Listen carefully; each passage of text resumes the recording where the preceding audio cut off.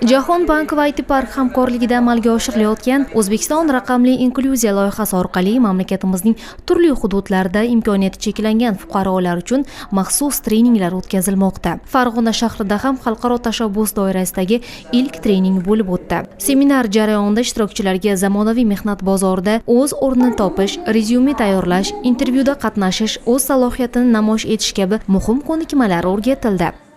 Men Toshkent arxitektura qurilish universitetining 3-kurs talabasi bo'laman. Ushbu seminarga kelishimdan maqsad o'zimga bo'lgan ishonchni oshirish. Talaba bo'lishimga qaramasdan ko'plab joylarga isob borganman va quyidagicha javob olganman.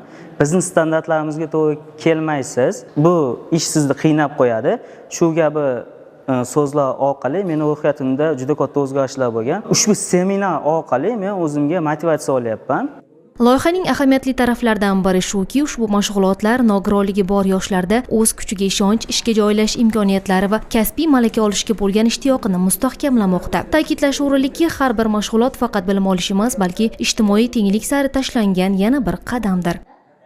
Bog'dod tumanidagi nogironlar jamiyatining raisi orqali meni taklif qildi treningiga. Trening yaxshi o'tyapti. Shu o'zimizga qiynagan savollarni berib javob olyapmiz. Treningda muomala madaniyati, insonlar bilan qanday munosabat qilish, kirishimlilik haqida anchagina yordam bo'ldi. Foydali maslahatlar oldim. Loyiha O'zbekistonning 9 ta hududida amalga oshirilishi rejalashtirilgan. Unda 18 yoshdan 30 yoshgacha bo'lgan kamida 450 nafar imkoniyati cheklangan yoshlarga zamonaviy mehnat bozori uchun muhim bo'lgan yumshoq ko'nikmalar o'rgatilib borilmoqda. Tashabbus natijasida nafaqat ko'plab yoshlar IT va outsourcing xizmatlari sohalarida bandlikka erishadi. Shuningdek, mamlakatning raqamli brendi va inklyuziv siyosati ham mustahkamlanadi. Bu esa jamiyatning barcha qatlamlari uchun teng imkoniyatli raqamli kelajak sari muhim qadam.